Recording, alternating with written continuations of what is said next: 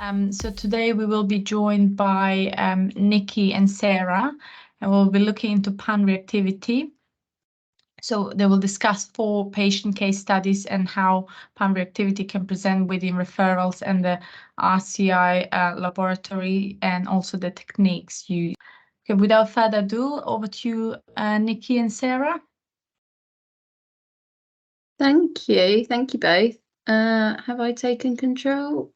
Yes, thank you. So good afternoon, and thank you for inviting us to speak today. As we've been introduced already, we're Nicci and Sarah from RCI Birmingham, and we are going to talk about pan-reactivity and different cases to highlight different points as to when an auto is not necessarily an auto. So if we just start with a bit of background, just in terms of what RCI does. So RCI, as lots of you will already be aware, we handle hospital reference and antenatal investigations. And just to highlight, when pan-reactivity can be seen in any patient with any clinical background or history. When dealing with pan-reactivity in serological investigations, what we need to do is to assess the reactivity pattern, just to determine our next steps. So we've got lots of tricks in our RCI serological toolbox, and we just need to sort of highlight how to utilise them to our best abilities. And it shouldn't go unnoticed that some serological intuition of the RCI laboratory staff is often needed to be employed in cases such as these. So what is pan-reactivity? It's when the patient's plasma or serum reacts with all red blood cells that are tested, whether that be a screen or a panel, everything is positive. So when we see this pan-reactive picture, we need to determine the cause of why we're seeing this pan-reactivity, and also to identify whether the reactivity is masking any hidden antibodies, so any alloantibodies that could potentially be clinically significant, either for transfusion reaction purposes or in HDFM. So when we find pan-reactivity in a sample, the investigation can generally go one of 2 ways. So we find a positive autocontrol or a negative autocontrol. With the positive autocontrol, we then generally go on and do a DAT, which we'll come on to in a minute. With a negative autocontrol, then we tend to be working towards further panels to find out what the cause of the pan-reactivity is. So the DAT, direct antiglobulin test. So the DAT is used to detect the presence of an antibody or complement that sensitizes the red cells in vivo. Doesn't always indicate autoimmune hemolytic anemia. Can be seen when you have a suspected transfusion reaction, can be seen in cases of hemolytic disease of the fetus and newborn. There can be numerous other reasons why you have DAT positives, malignancies, MDS. Some patients and donors are just DAT positive and it's completely harmless to them. So generally we use column agglutination technology for the DAT, we do here, but we can also do it using monospecific tube reagents if it's required.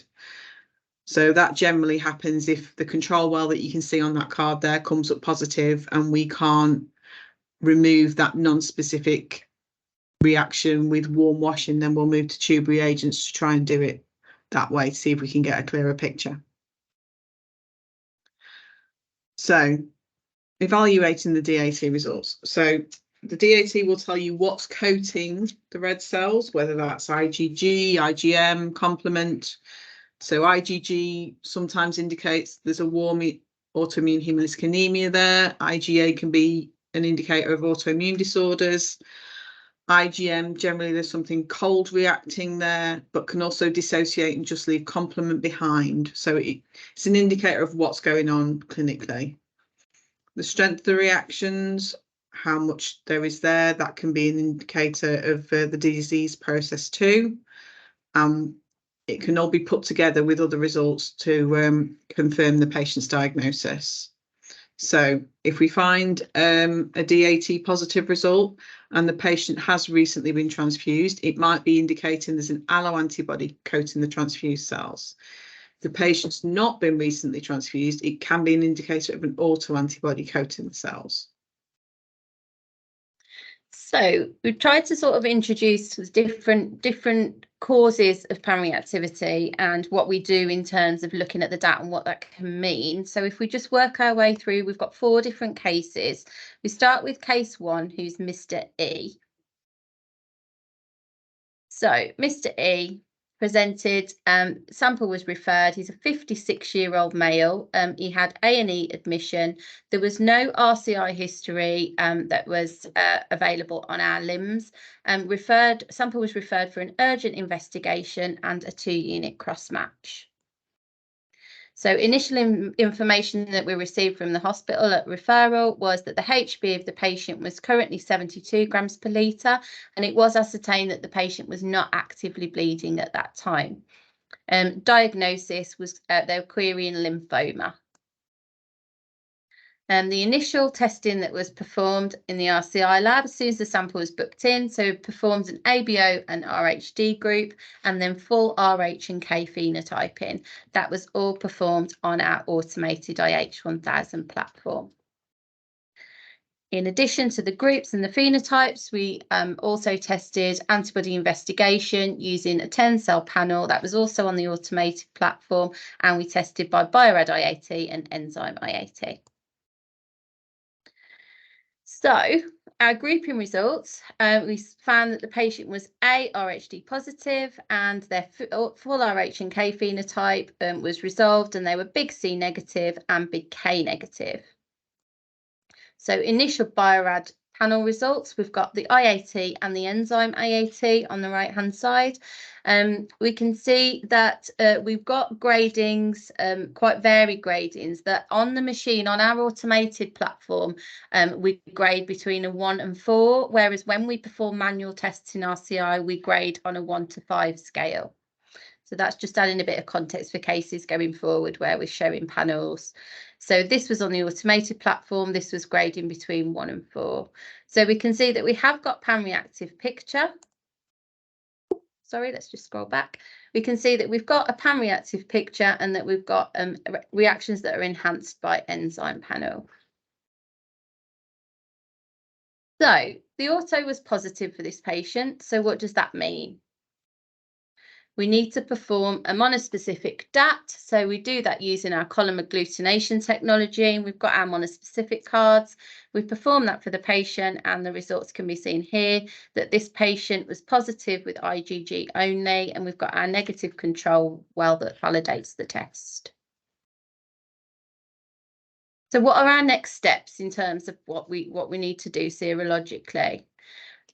We can perform in the RCI lab a list tube IAT panel, and we can see the results here alongside our automation results.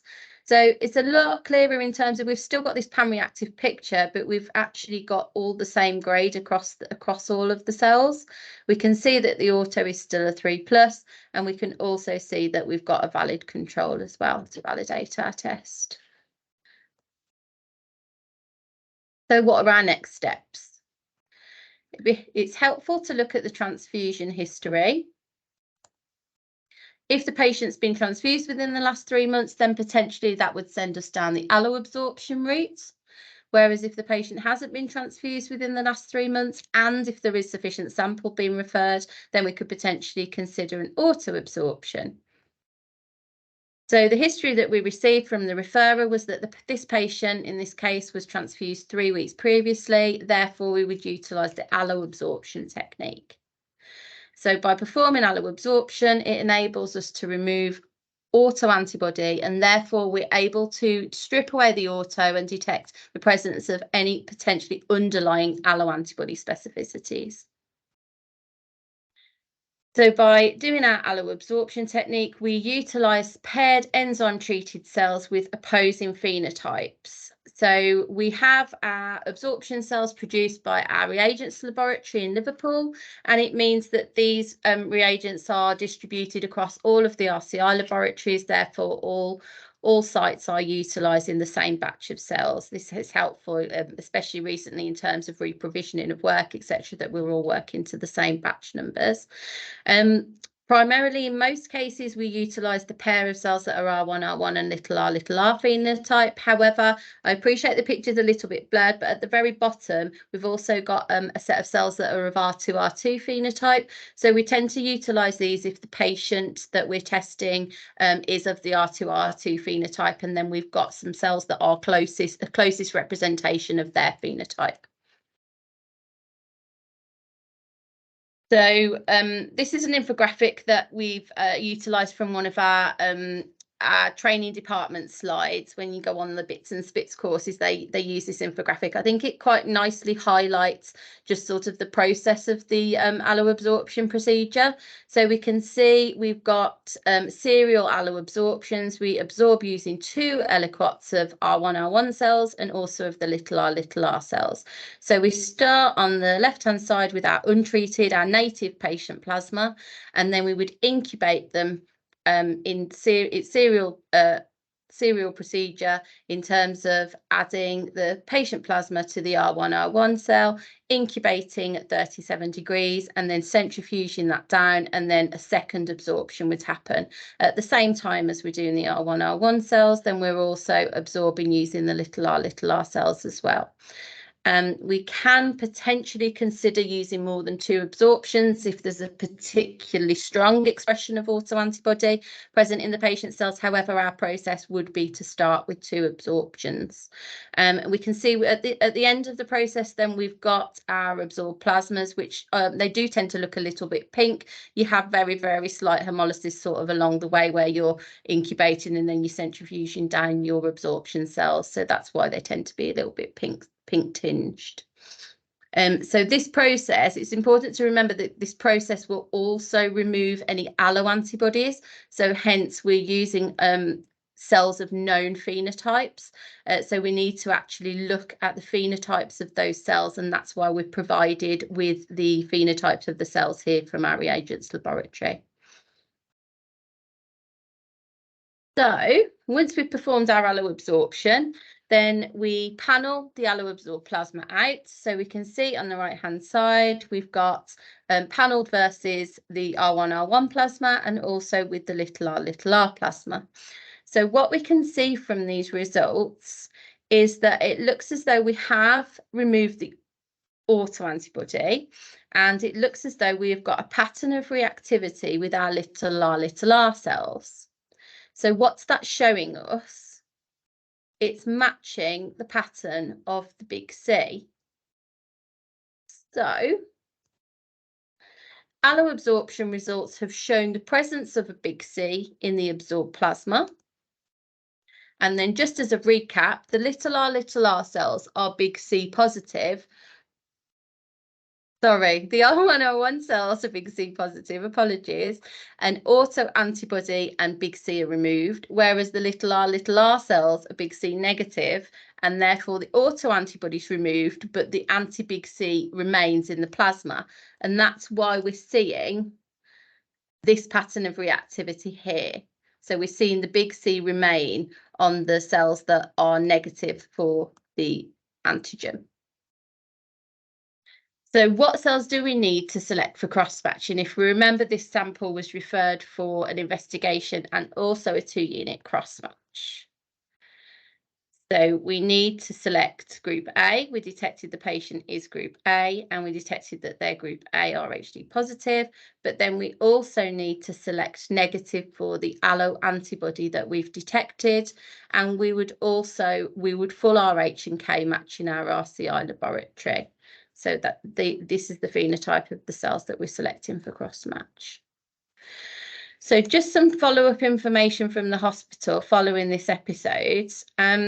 So it has been found in literature that autoantibodies are found in higher prevalence in lymphoma patients, that the disease process can kickstart like autoimmune responses, and it has been found a higher prevalence of autoantibodies. In case of our Mr. E, the patient was discharged from hospital 3 days later. He required regular top-up transfusions going forward to support his diagnosis of non-Hodgkin's lymphoma. And on average, he needed approximately 1 unit of red cells per month to support him in terms of his haemoglobin.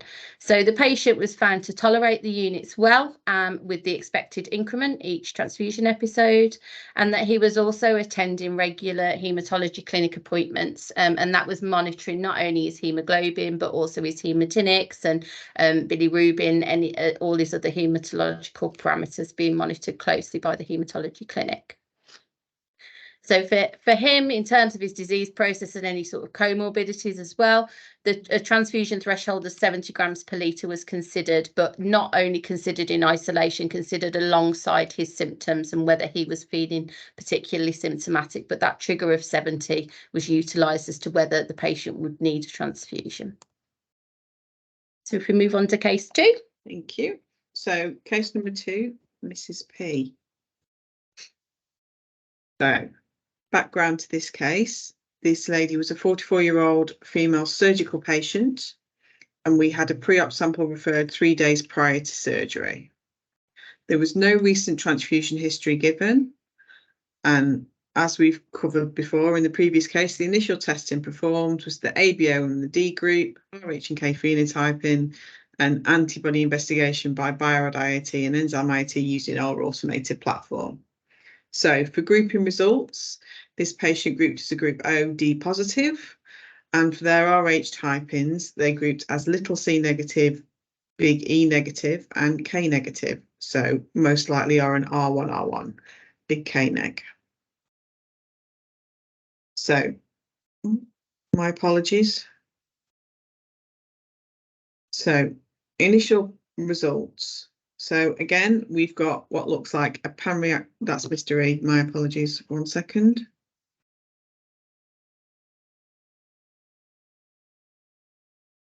There we are. My fault, technical difficulties. Right, initial panel results. So again, we've got a pan-reactive picture by the IAT and the enzyme IAT, and we have again that positive auto control.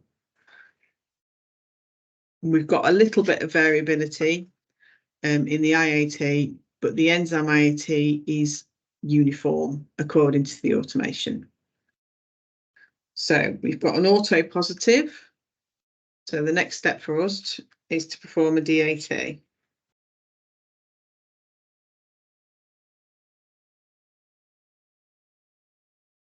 When we did perform the DAT on this case, this patient is actually DAT negative, so we didn't see any reactivity with any of the monospecific reagents, and the control well was also negative. So what does this tell us? So we've got a positive auto control, but a negative DAT. So the next step for us then will be to perform a list panel, so a manual panel in tube. So the results for that, we're still getting a pan-reactive picture in the list tube IAT, little bit of variation, but similar grades to what we saw before in the automated Biorad IAT. However, the difference here is that we've got a negative auto control with the list, which is not what we got with the automated Biorad panel before. So list IAT positive, but the auto is negative. So what's this telling us? So we've got all the panel cells are positive that we've seen. The Biorad IAT auto controls positive, but the DAT is negative and the list auto is negative. So all the positive reactions are with cells suspended in diluent containing preservative. So it's possibly medium related, the reactivity that we are seeing. So next step to try and prove that theory is to resuspend panel cells in diluent without preservative.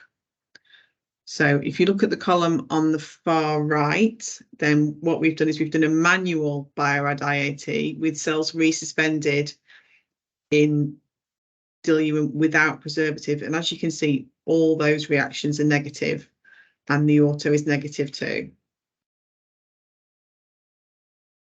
So the panel using the red cells resuspended in ID diluent 2 was negative. So medium-related reactions. And we see this reasonably commonly with the use of similar technologies from different manufacturers. So between Ortho and Biorad and Immucor. So Ortho is glass beads in columns, Biorad and Grifols are Cephadex gels in columns, Immucor is a solid phase IAT. They're all IAT methodologies utilised in a form of low ionic strength solution. But the differences in the reagents and the consumables means that some patients will react slightly differently with the different methodologies. Some will react more or less with one than another, and that can lead to differences when you're panelling them out serologically. So in terms of units provision, we would be wanting to select Group O D positive, RH matched and K negs. However, we would have to use red cells that were suspended in diluent without preservative, otherwise you would get that pan reactivity in your cross-match and your cross-match would be incompatible. So in terms of follow-up for this patient, the surgery was managed with PBM measures pre-surgery. So the HB was optimized pre-op to 112. There was no blood requirement for surgery, even though the units had been requested, and cell salvage was available during surgery, just in case that was needed too.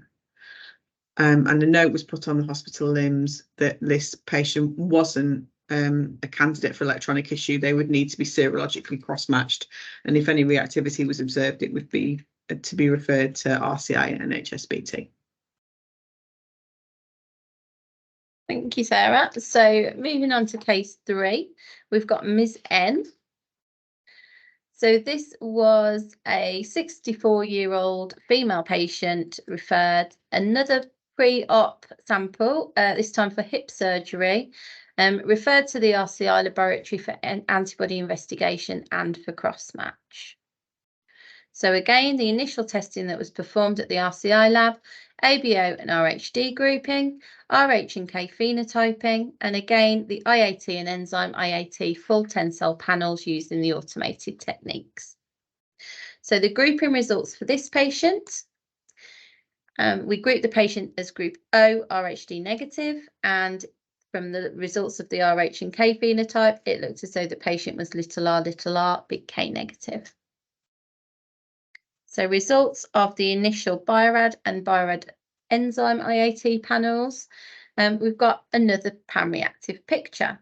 So what we can see from this panel, from these panels, we've got 5 pluses, so the strongest gradient of reactivity that we can get with the enzyme IAT, and then we've got some variability in terms of the strength of reactions across the IAT panel. So we can see that cell 1 at the very top is strong, it's graded 4+, and then we've got slightly weaker reactions throughout the rest of the panel.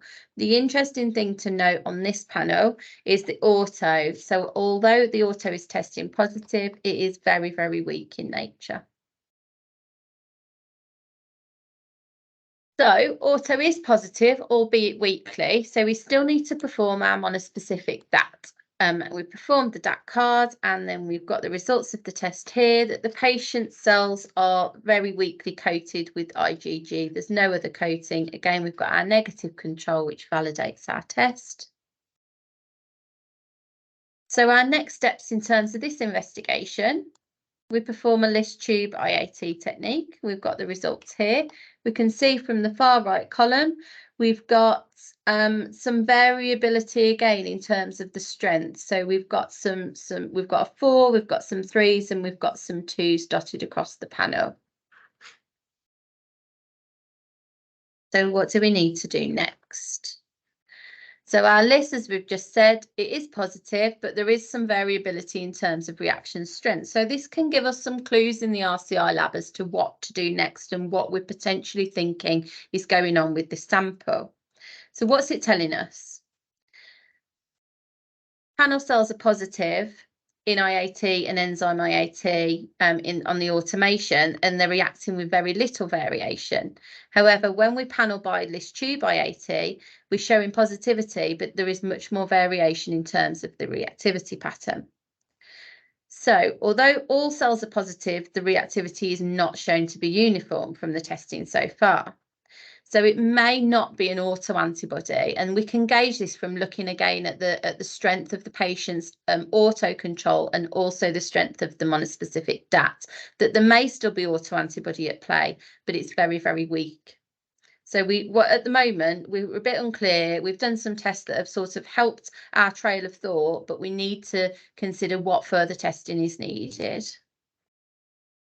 So our two most likely scenarios when we have this sort of pattern of reactivity in the lab, we could potentially have a mixture of antibodies that are present, and that's producing this variability in terms of the strengths. Or we could have the presence of an antibody with characteristics of high T to low avidity type antibody. So how are we going to need to proceed where we've got these two sort of likely scenarios? We need to either prove or disprove what's going on. We can perform patient phenotypes, and we can also perform more panels to help us. So what we do next, we perform another panel. So we are very lucky in our RCI laboratory that we do have sort of 5 or 6 different NHS-BT panels, which can help us in different scenarios. Some are of varying phenotypes RH-wise, and some are specific RH and K phenotypes. We also have commercial panels that we can utilise as well. So this pink panel is our secondary panel that we would choose to utilise, which has got a sort of a very similar spread of the RH and K phenotypes across the 10 cells. So what are we seeing from this panel? It's really, really helpful for us to see some negatives, which is obviously going to help our investigation. So we can see that there are 2 negatives that have been highlighted here with the blue circles, and it can help us in some of our exclusions. So we scroll across and we can see what can be excluded from cell 5 being negative and the RH and K phenotype of that cell. And we can also see what can help us from cell 10 being negative. So what can't we exclude from this panel? There are still certain antigens that can't be excluded in terms of what is potentially at play antibody-wise. So what do we need to do next? We mentioned about not only additional panels, but we can also perform phenotypes. So we can perform phenotypes. In this case, the patient has got a positive DAT, albeit weak, but we would only be able to perform phenotypes where we've got reagents that are not IAT by method. So it wouldn't interfere with the fact that the patient has got a positive DAT. So we haven't been able to perform the phenotypes that have got not tested by them. So the Lutheran A, the KPA and the Duffy A phenotypes have not been able to be performed for this patient. However, we have been able to perform quite a lot of phenotypes which are obviously going to help us. So by looking at the phenotype results, what's it telling us? It's showing what antibodies the patient is capable of producing. What can the patient make that we need to be worried about? So these are the antibodies that the patient can make, and then what we need to exclude. So these are all the antibodies that we need to exclude. So we have a look that the patient is capable of producing a big C, and we need to exclude an anti-big C. Same with D, same with big S, big K, LEB, FYB, and JKB. So is all of this information all coupled together? Is it reflective of the pattern of reactivity that we've seen across the panel so far? So yes, it is reflective of the pattern of reactivity, but we're still not there yet. We still need to perform more panels and do more work to be able to resolve the case. So results of another panel. We put up another panel to try and help us. The next panel that we utilise is if we just sort of notice what all of the cells are positive for. So what antigen do all of these cells have in common? We've got positive reactions with all of the selected cells that we've chosen to put up. So on this occasion, we've got some of the cells that we've striked through that we haven't actually put up versus the patient's plasma. And because when we get to this sort of point, we have to realise that there is a finite volume of plasma. If we also need to potentially cross-match on that sample as well, then we might need to do things stepwise to try and conserve plasma along the way. So we would utilise selected cells from each panel going forward. So what antigens are they all have in common? All of the cells are D positive, as we can see from the phenotypes that are highlighted on the left-hand side here. So it might help us, this panel, with the absence of any negative reactions, this panel isn't helping us from the exclusion point of view, but it may actually help us decide what is present, but not aid with exclusions. So as Nicci said, we're at the point now where we have got a finite amount of sample. So any testing going forward, we're looking at selecting cells based on which antibodies need including or excluding. So a positive result or a negative result, they're both as valid as each other for this purpose. So the next panel we put up, so these cells are a mixture of Rh phenotypes. And again, we have a mixture of positive and negative results. So we highlight the negatives, then these will help us to exclude certain specificities. So in blue is highlighted everything we can exclude on those cells. And what we can see is that we've got positive exclusions for the big S and the Duffy B with cell 10. And that's two of the specificities we needed to exclude. So the additional results. So that's the list of antibodies that we needed to exclude previously that Nicci had gone through with you. So those results helped to exclude the anti-S and the anti-FYB. All the negative cells that we have tested so far have been D negative. So that's proof that there is an anti-D present there. So knocking those out of the list from the top, we now need to prove or exclude the presence of anti-big C, big K, KPA, LEB, and JKB.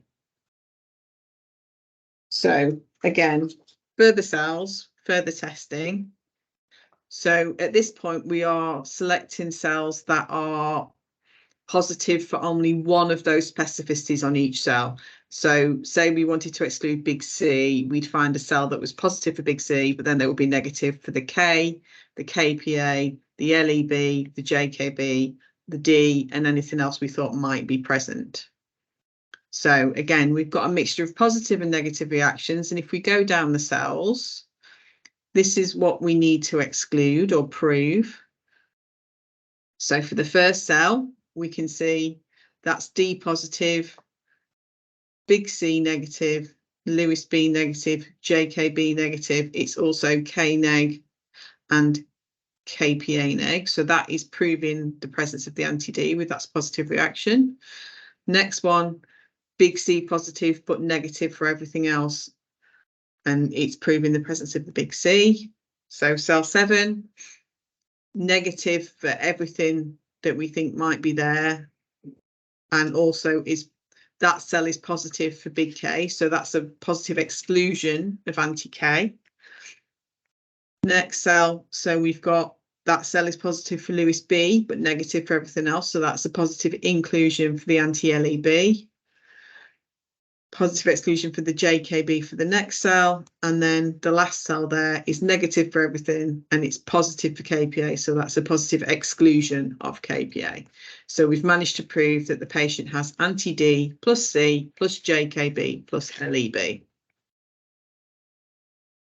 So that's quite a collection of antibodies that our patient has been shown to have. So our results have proven the presence of a mixture of alloantibodies. So that can be supported by all of the panel results that we've put up, and also by the fact that we've been able to perform selected phenotypes of the patient's cells. So by phenotyping the patient's cells, it's given us the indication of what the patient can make and what we need to be worried about, what we need to actively exclude. So we've already touched upon the fact that because the patient is DAT positive, do need to be aware of phenotyping with any reagents that are utilised in the IAT method. However, we are able to perform certain phenotypes where it's an immediate spin technique. So highlighting again, these results are used in combination. So by stepwise performing all of the different panels, by utilising information that we've received from our referrer, by looking at information from our limbs if we've got it, by utilising all of the patient phenotypes. And we haven't mentioned already, but we do have the capacity to perform genotypes as well in certain scenarios where this may add to the quality of the investigation if we aren't able to perform any phenotypes. But using it all in combination narrows down the serological possibilities associated. So what do we need to select for cross-matching for this patient? We need to select group O, RHD negative. So we tested the fact that the patient's D-neg, but they've also already made an allo-anti-D. We need to give big C negative. They've made an allo-anti-big C. We need to full RH and K match. So we've got big E neg, K neg. We also need JKB negative. And then just the question, do we need to select LEB negative red cells for this patient? So our BSH guidelines would state that no, we don't need to select antigen negative, but we do need to make sure that these are IAT cross-match compatible for this antigen, this antibody, sorry. So follow-up information on this patient. The total hip replacement surgery went ahead. The MS-BOSS, so the maximum surgical blood ordering schedule for this trust was to cross-match 2 units for the patient in advance of the surgery if the haemoglobin at the pre-op assessment was less than 115 grams per 115 grams per litre, and the patient's HB at the pre-op appointment was very low. It was measuring at 80 grams per litre. So 2 units were provided. They were cross-matched and provided by RCI, and during the surgery 1 unit of blood was required in theatre. So the patient was actually found, when we did some follow-up information, the patient required the 2nd unit for a post-surgical top-up, and that was due to the fact that following the surgery, the patient had still got a low HB measuring at 70. But any post-surgical causes of bleeding were excluded. The patient didn't need to go back to theatre or anything like that, and no further units were required following that transfusion episode. And the patient was happily discharged 4 days later to be able to recuperate from her hip replacement surgery. Thank you. So case 4, Mr. B. So this case, a 61-year-old male patient. At time of referral was an undiagnosis and it was referred for antibody investigation only. So initial testing performed, again, same as previous cases, ABO and D group, RH and K phenotype, and antibody invest by bioIAT and enzyme IAT on the automation. So for grouping results, group O, D positive.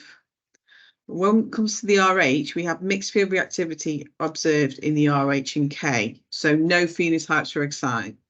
If we get mixed field in any of the typings in RHK, even if the other ones are clear-cut positives or negatives, we don't assign the typing due to the fact that we can't provide a full set of results, and there is a possibility that it could be misinterpreted. So no typing, no probable phenotype is assigned.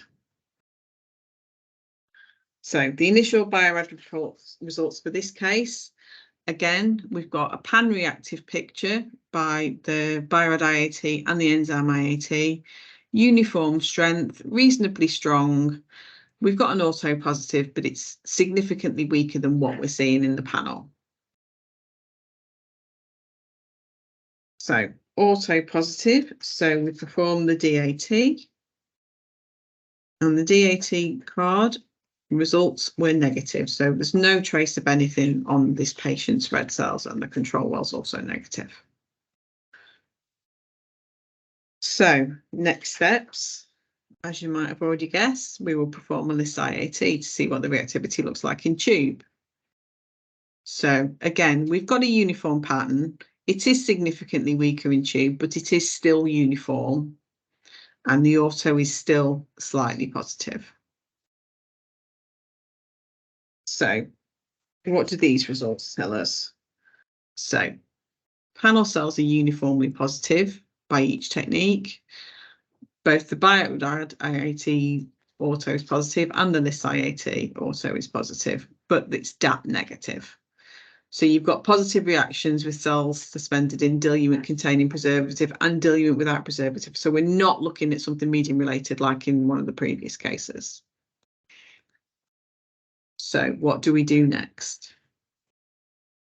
Okay, so at this point, we're looking for other clues that might not necessarily be, that could be present in the serology, but they might also be present on patient's diagnosis or any given relevant clinical history.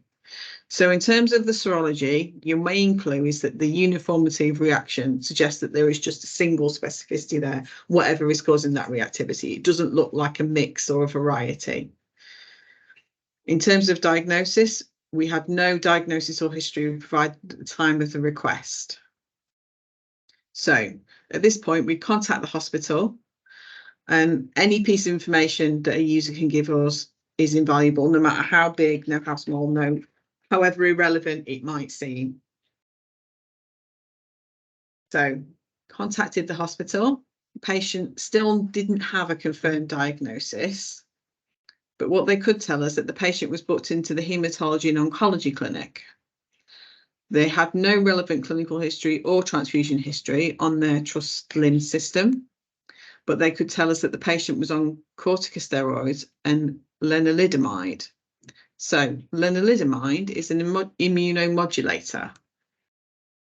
So that is your first piece of the puzzle, if you like, when you're putting these things together.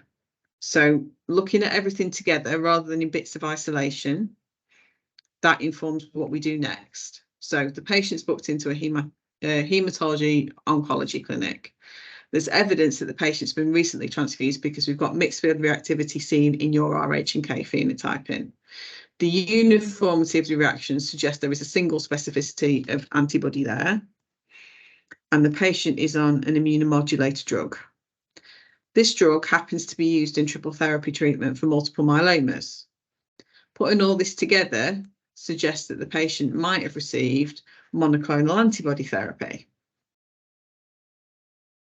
So how do we prove this? Well, when we're looking at patients on anti-CD38 monoclonal antibody therapy, we've got two main techniques. We can either test the plasma using a panel of red cells that have been treated with DTT, or we can try and inhibit the reactivity using soluble recombinant protein. So the DTT panel first. So DTT, or dithiothreatol, it's a reducing agent which disrupts disulfide bonds. When you're looking at an antibody, it disrupts the bonds in the J chain in the IgM molecules, which is why it removes IgM reactivity. When you are looking at red cells, it removes disulfide bonds on blood group carrier molecules. So it denatures CD38 molecules on the surface of a red cell. So the anti-CD38 in the plasma has nothing to bind to. But in doing this, it also denatures some blood group system carrier molecules, such as Kel, Lutheran, Indian, YT, JMH, and LW. So what we can also do, if this strategy doesn't work, if we still got pan reactivity once we've tried the DTT treated panel, is we can try and inhibit the reactivity using soluble recombinant proteins. So this binds to the anti-CD38 in the patient's plasma, so it doesn't have chance to coat the antibodies and interfere with that test. When we do this, we also run a saline control at the same time to prove that the reactivity has been inhibited rather than diluted out. We can also use it when we have patients that type as little k negative or LUB negative to prove that we are not, when we use the DTT treated panel, removing an anti-little k or an anti-little b. So it's reinforcement that that reactivity actually was due to anti-CD38 and not an alloantibody to a high-frequency antigen. So next steps for this patient. So to prove the theory, we test the patient's plasma with a panel of DTT treated red cells. And as you can see, putting up with the DTT treated red cells, the reactivity is removed. There would also be a saline control on there, which should still be positive. So the results show no reactivity with the DTT treated panel. So all the indications serologically and clinically point to the fact that the patient may have received anti-CD38 monoclonal antibody therapy. So contact the referrer. The hospital transfusion laboratory contacted the ward, and the patient was confirmed as receiving anti-CD38 therapy. The main takeaway from this is that information can be vital in informing serological investigations. It doesn't matter how trivial it might seem, it can provide a crucial clue when we're solving the serology. And it's really, really important that all available information is relayed to the blood bank or the RCR laboratory when you're investigating these cases, preferably at the initial referral, but if not, as soon as you're made aware of these kind of things. Thank you, Sarah. So basically the learning points overall from all of the cases that we've discussed today are that pan-reactivity can be due to many different things, many different causes. It's not necessarily just the presence of an autoantibody, although in a lot of cases it will be. Obviously, there's lots of pieces of the puzzle that can give us a lot of clues into what's going on with the sample. We need to consider the whole picture. We need to look at the current serology, patient history, any clinical information that we've got either from NHSBT or from the hospital referrer, to keep those lines of communication open. Exactly as Sarah said, that anytime any new information associated with the case comes to light, then to ensure that the blood service is aware if we're currently working on the sample. The effective communication and teamwork between laboratory staff, both at the hospital transfusion laboratory, also at the blood services laboratory, and also the clinicians, again, at the blood service and also at the hospital, are all sort of kept in the loop in terms of communication to utilise the transfusion practitioners who are a wealth of knowledge in terms of the information that can be added to the case, and that all pieces of information are essential. And that, again, we mentioned this at the beginning, that the serological intuition of RCI laboratory staff is often needed to be called upon in cases like this, and that we get a feel for what's going on with the sample, and then we can either prove or disprove these theories just through stepwise utilising our different tools in our serological toolbox. But these are skills that are developed through experience of dealing with these cases day in, day out. So thank you for listening to us. I say any questions, I appreciate the time. So if there aren't any time for any questions, then feel free to email them to us via Sasha or via Selma. Thank you. Amazing. Thank you so much, Nicci. Thank you, Sarah. So we've got about another 5 minutes or so in case we've got anyone that either fancies popping a question there in the chat, or raise a hand if you've got access to a microphone, and we'll unmute you if you've got any questions there for Sarah and Nicci.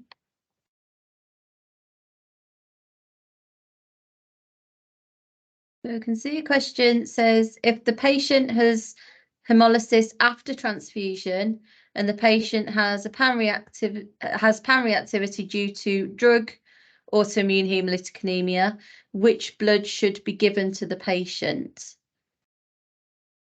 So is that if we're contemplating if there's drug-induced hemolytic anemia at play, that there are specialist tests that it's one of our RCI laboratories in Barnsley are specialised in performing drug-induced hemolytic anemia testing. So there is a clinical document on our Hospitals and Science website that I think is freely available via the Hospitals and Science website that would indicate there's a whole wealth of information on there, but specifically associated with drug induced, there's a whole page of drugs that may be cause. I mean, it's important. We've talked about the clinical information that we receive at point of referral. I know from doing the sort of clinical on-call with RCI that when we're sort of delving into the additional information, what's going on with the patient, if there's been any recent changes to the patient's medication recently, and then that has been associated with an acute period of hemolysis,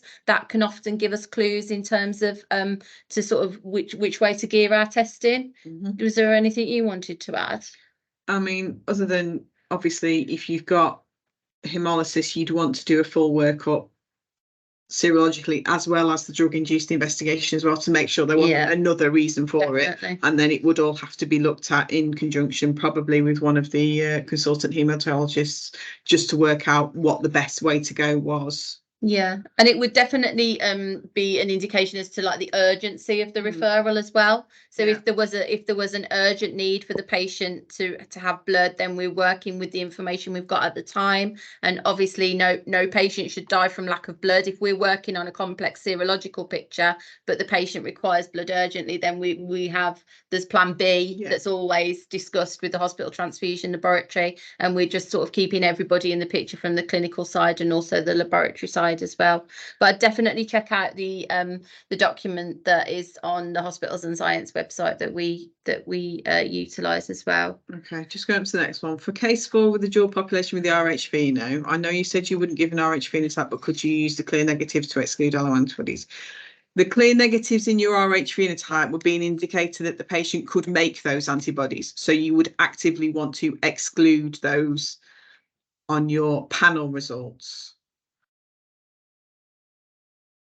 Yeah, I mean, rather than using the negatives out of the RH to say that they couldn't make that antibody. So the clear positives, you could say they're likely not to have made, but if there's clear negatives there, you would want to actively exclude them, even though you weren't assigning the full probable RH type. And we can, I mean, from our perspective, we can do a lot of digging dependent on how imperative it is to that specific investigation. Again, the urgency of the case involved. But if we know, for example, the patient's only received 2 units within the last 3 months, we could potentially get those unit numbers. We can look up on our pulse system, our donor system, the full RH and K phenotypes of those units, and we can use that as another piece of the puzzle to see, does that make sense in terms of what we're seeing in terms of the mixed field reactions and the strength of that mixed field reactivity as well. We always have to take into account how many units that patient's had, how long ago they had them in terms of when the sample was taken, so how likely it is to be from that transfusion, or whether there be a previous transfusion before that, or whether there could be another reason for that mixed field reactivity. Okay, so next one. What will you do after you have done pan reaction before patient transfusion? It passed, but there was still a reaction during the transfusion. So that sounds like you're talking about a potential transfusion reaction. So in that case, we'd ask for, if we already had the pre-transfusion sample here, we would retest that, and we'd ask for a post-transfusion sample, and we'd ask for the units back, and we'd retest the units against the pre and the post-transfusion. And if we found anything, we'd investigate that further. If not, that can be referred for bacterial testing or any other testing that we think might be pertinent in terms of transfusion reaction investigation. I suppose the important thing to stress there as well is if that were the case, then it would be get the transfusion practitioner involved, get the clinical teams involved, eventually dependent on the severity of the potential reaction. Yeah, the first thing we would do in that case would be to call the consultant haematologist and inform them, and then the ball starts rolling from there about how we deal with things and what we do, and whether there's a recall needed, what testing's performed, and whether anything needs to go to anywhere else. I think there's a question about sharing the link. I can willingly share that link with you guys, and that could that be posted like as a comment or something, Sasha, just to share the link for that document that I've referred to. Yeah, I should know the number of it by now, but I don't, unfortunately. It's all right. You can failing that, what we've if anyone that's in search of that document that's not able to find it, if I'm going to move on to our slide here where you can see our email address. Let's see if that comes up. Oh no, let me pop it in the chat instead. So bmsedg@nhsbt.nhs.uk. If you've either fancy having a look at that document, or you've got any questions that we've not had time for today, make sure drop us an email there. It's the same email address you would have received your joining instructions to. So I think in terms of time, I think that's all we've got time for in terms of questions. So all that's left for me to do now is say massive thanks to Sarah Lewis and Nicci Wilkes. Sharing your expertise and your time this afternoon has been amazing. Hearing from real life experts like yourself with these case studies is invaluable. It's what our registrants ask for most frequently. So as I mentioned, if you've got any questions, give us an email, bmsedg@nhsbt.nhs.uk. For reflective CPD portfolios, certificates of attendance will be sent to all of those who complete our evaluation form. That's the usual one. Those certificates will be sent in approximately 10 days or so. The link to this form was sent with your joining instructions. It's also available via the QR code that's on screen at the moment. In the coming weeks, this video will also be available on our PBM England YouTube channel. So I recommend subscribe, notifications for your uploads, and then you'll be the first to see when they're up. Also, if you found this session as educational as I certainly have, then make sure you get a sharing of those YouTube playlists. Tell everyone about the BMSEDG and get more people on the calls. We'd love that. So we look forward to seeing those able to join us for next month's BMSEDG. That's the 36th event. That will be Wednesday, the 29th of November between 2 and 3 o'clock UK time. We'll be hearing from Ashley Davies of Cardiff and Vale University Health Board. She'll be talking to us about some leadership in blood transfusion. And last thing to do is to say thanks to all of those that have come along to today's meeting. Much appreciated, and thank you for your questions. Thank you. Thank you, Sasha. Lovely. Thank you. No worries. Take Have a care. good afternoon. Bye-bye. Bye-bye.